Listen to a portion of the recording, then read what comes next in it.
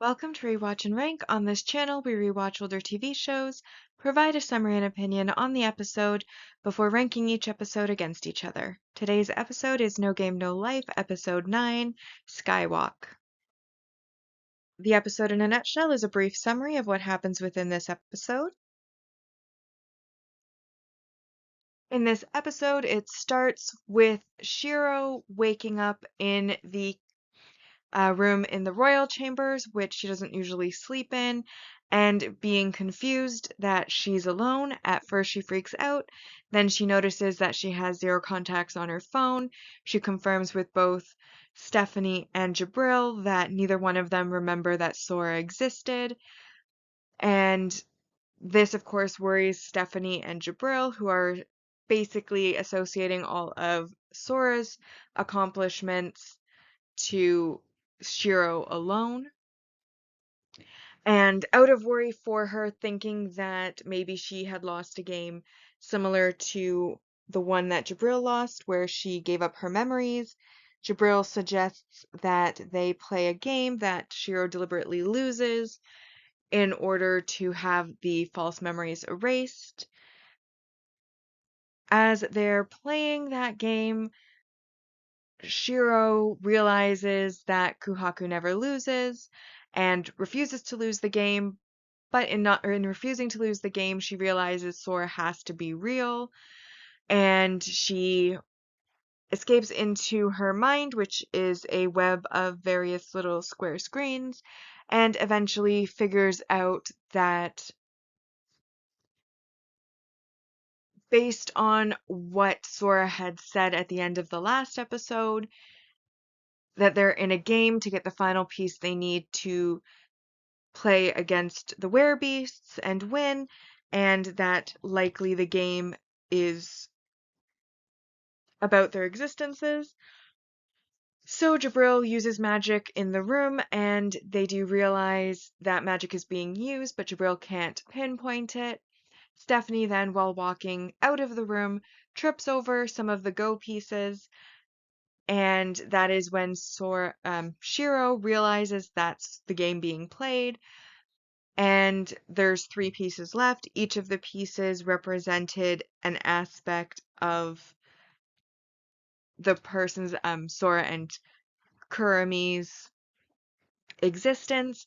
And the final three pieces, Shiro sits next to the game and basically predicts what Sora would have done, that he would have deliberately lost up to a certain point, trusting Shiro to take over. And in her mind's eye, she sees the game board, and then she puts each of the last pieces down, stating what they would have meant. So the third piece would be how to win the game. The second would be his faith in Shiro, and then the first one was everything that Shiro is.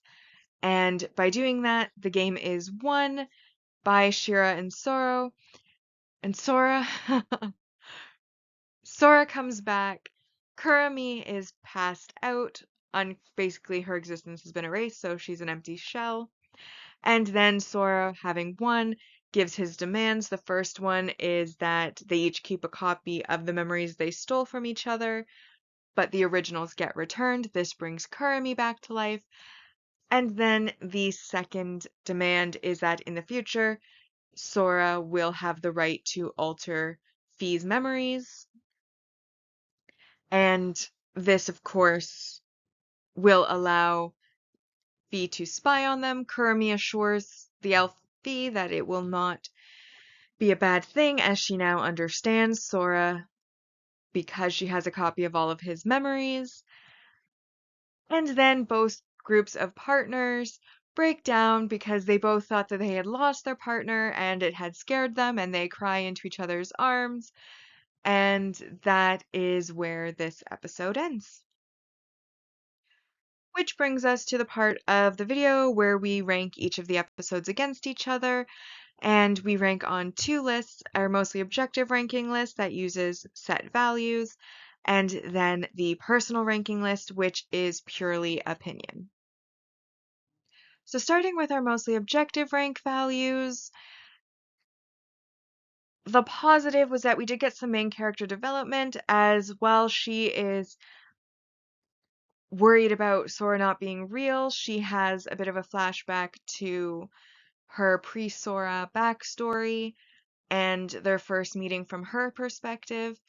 We have seen the first meeting from Sora's side before, but this is the one from Shiro's side, where it is revealed basically because she was such an intelligent baby, she was abandoned at an orphanage. The orphanage then realized how intelligent she was and put her through games, which were actually intelligence tests, but because she was so intelligent, they all were very easy, so she never enjoyed playing them.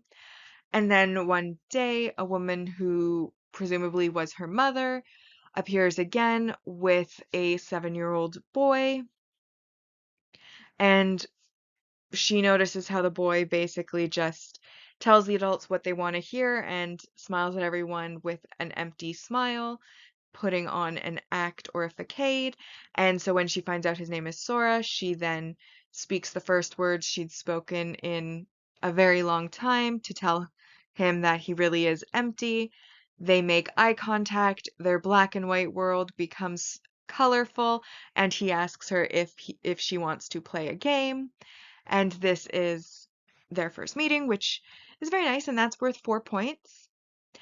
However, this episode does also have a negative, and that is that I said it's weak subplot.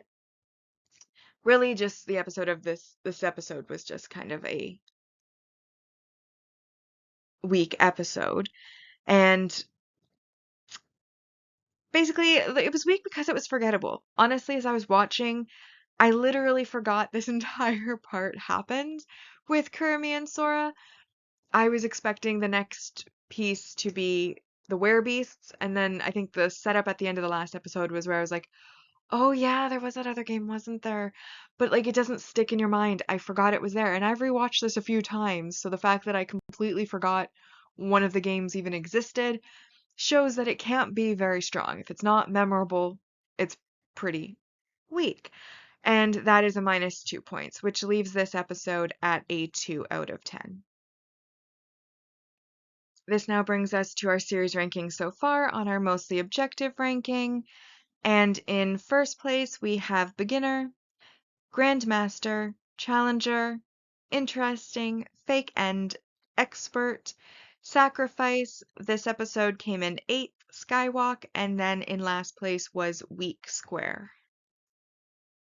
Now, on the personal side, obviously, as I mentioned on the mostly objective ranking list, it was forgettable. I forgot that it existed, that this game even happened, or was like an entire episode. I like that we kind of got Shiro's perspective on their first meeting, but we also have seen it from Sora's perspective, so it wasn't new information. It was information we already had just from another point of view and wasn't really even that altered from what Sora was saying. Then of course, Shiro running around trying to remember Sora. I understand that obviously they wouldn't jump directly to he actually exists and we're mid-game and do that, but I didn't think it had to drag on quite as long as it did. And I don't know, without one of the main characters, especially because they are such a duo, it was lacking something that I didn't enjoy that part as much, and that may be why it was so forgettable to me. But ultimately, it was just kind of didn't grab my attention. The only part of the episode that I really could say was entertaining and that I enjoyed was the end of the episode when after when Kurumi and Sora have come to a new understanding, and then they kind of all four take a deep breath, and then they basically hug their own partners and they start crying and yelling about how scared they were. That was very amusing. That's like the one shining moment, and even that isn't the most memorable that's ever existed. And as a result of that, I agree in this case with our mostly objective ranking that it that a 2 out of 10 is fine because there was that one good part at the end that was amusing, and there was nothing severely wrong with it. It just was forgettable and bland and not very entertaining except that one part. So 2 out of 10 for this episode, which brings our personal rankings so far to first place interesting, grandmaster, beginner, expert, fake end, sacrifice, challenger, weak square, and this episode is my least favorite so far, and most likely will remain so, Skywalk. With that, we've now rewatched and ranked No Game No Life, episode 9, Skywalk. Like and subscribe if you'd like to, and I'll see you in the next episode.